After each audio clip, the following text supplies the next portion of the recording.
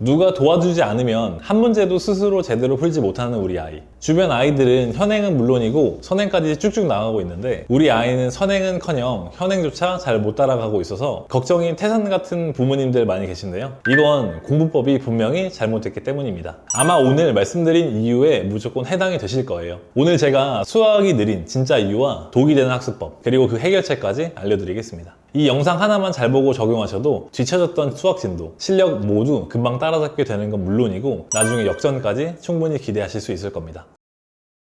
수학이 느린 이유 첫 번째, 문제를 풀 때 타임어택 개념이 아예 없습니다. 수학을 못하는 아이의 특징이 제한 시간 없이 문제를 푼다는 점인데요. 문제를 딱 맞닥뜨렸을 때 이 문제는 최소 몇 분 안에 풀어내야지 하는 개념 자체가 아예 없어요. 물론 이 제한 시간은 아이의 수준과 상황에 따라 다릅니다. 하지만 이걸 하려고도 필요성을 못 느끼는 경우도 많다는 거예요. 이런 기준을 정해놓지 않고 그냥 문제를 풀게 되면 시간 되는 대로 마음이 가는 대로 공부를 하게 됩니다. 특히 노베이스라면 공부하다가 중간에 분명히 딴 생각을 안 할 수가 없어요. 단기적인 목표가 명확하게 정해져 있지 않기 때문에 여유가 넘치거든요. 그래놓고 이런 말을 하기도 합니다. 나는 분명히 공부 시간도 이렇게 길고 노력했는데 안 된다. 난 아무래도 재능이 없는 것 같다라고요. 하지만 아니죠. 절대적인 공부 시간이 중요한 게 아니라 밀도와 효율이 중요합니다. 아이에게 이걸 꼭 인지시켜 주세요. 그래서 해결책이 뭐냐? 수학을 못할수록 문제당 푸는 제한 시간을 두어야 합니다. 문제를 읽고 풀이법을 생각해내는 시간, 그리고 답을 적는 시간, 이런 것들을 정해놓는 거예요.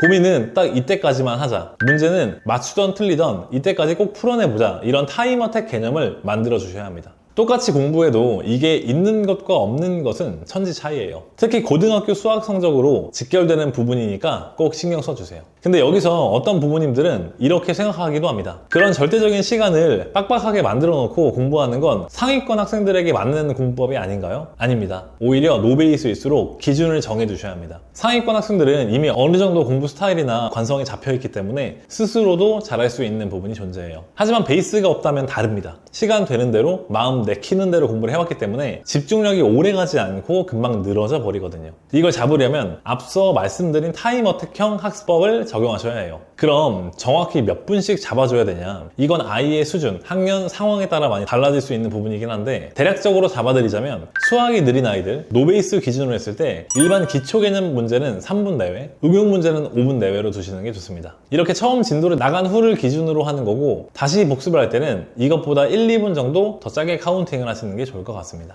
수학이 느린 이유 두 번째, 별도의 분석 없이 문제만 주고 장창 풀기 때문입니다. 수학이 느린 아이의 특징이 생각을 귀찮아한다는 거예요. 대부분의 아이들은 보통 문제를 푸는 과정보다 오답을 정리하고 분석하는 과정을 더 귀찮아합니다. 문제는 생각을 하다가 모르면 넘어가거나 틀려버리면 그만이지만 오답은 뇌 에너지를 사용해서 분석을 해야 하는 거거든요. 특히 수학을 못하는 아이가 이런 식의 공부를 반복하면 시간만 날리는 거죠. 문제를 해결하기 위해 분석하는 과정을 피하고 당장 오늘 숙제, 오늘 목표량만 채우려고 하는 겁니다. 냅다 10문제, 20문제 연속으로 쭉 풀어버리는 거죠. 이러면 당연히 오답이 줄어들 수가 없습니다. 오답이 날로 늘어갈수록 아이는 수학의 재미를 느낄 수가 없습니다. 그럼 어떻게 해야 될까요? 여러 문제를 한 번에 쭉 풀게끔 하지 마시고 5문제건 10문제건 중간중간 끊어서 채점 후 오답 정리, 이걸 촘촘하게 끊어서 여러 번 진행해 주세요. 그래야만 아이가 부족한 부분에 대한 지식이 축적되고 다음에 같은 문제를 또 틀리지 않습니다. 어머님들은 이 기준을 정해주세요. 5문제도 좋고 10문제도 좋고 15문제, 20문제, 30문제도 좋습니다. 중요한 건 아이의 상황과 수준에 맞춰서 이 수치를 대략적으로 정해주시고 아이가 어느 정도 소화를 충분히 한다고 느껴지신다면 이 수치를 점점 늘려주시는 방향으로 학습시켜 주시기 바랍니다.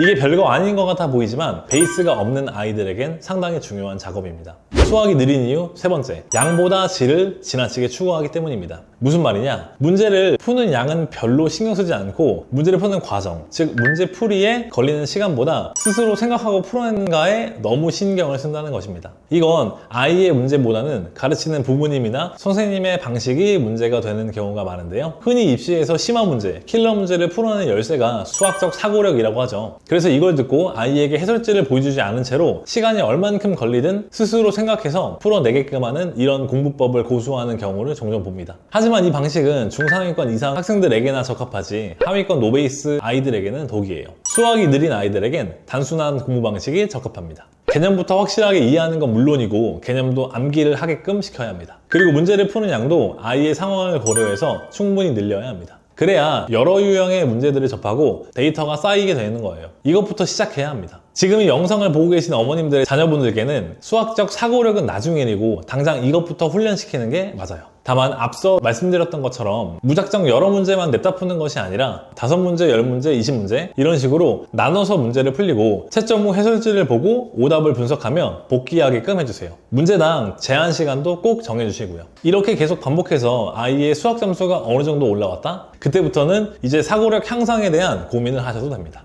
수학이 느린 이유 4번째, 성공 경험의 부재로 인해 스스로 학습할 수 있는 능력이 없기 때문입니다. 공부도 타고나는 거다, 유전자다, 공부 습관 한 번 안 좋게 형성되면 못 고친다 등 많은 말들이 있지만 결국 자신의 문제점을 정확하게 파악하고 공부에 흥미를 붙인 아이들은 반드시 성공하게 되어 있습니다. 수학이 느린 친구들은 대부분은 공부에 흥미를 가져본 적이 없고 성공 경험이 부족합니다. 그래서 내가 할 수 있다는 자신감 자체가 없는 건데요. 특별히 머리가 좋지 않아도 공부를 해본 적이 없는 아이도 놀랄 만큼 변하는 경우를 많이 봤습니다. 중요한 것은 스스로가 이 문제를 풀 수 있다는 생각과 시험을 잘 볼 거라는 믿음, 실력이 느는 공부를 하고 있다는 확신을 가지게 하는 겁니다. 가장 좋은 방법은 아주 쉬운 난이도의 문제들부터 차근차근 풀게 하면서 채점해 봤을 때 문제를 많이 맞추는 경험을 만들어주는 것입니다. 그리고 경우에 따라 다르긴 하지만 칭찬도 효과적일 수 있어요. 또한 아이가 스스로 해낼 수 있다는 믿음을 갖게 하려면 당연히 부모님들께서는 더 큰 믿음을 갖고 아이들을 지도해 주셔야 합니다. 학원이나 과외를 통해 학습하는 것 외에 가정에서도 계속 긍정적으로 아이에게 피드백을 준다면 결국 자신감을 갖고 공부에 재미를 붙일 수밖에 없다고 생각합니다.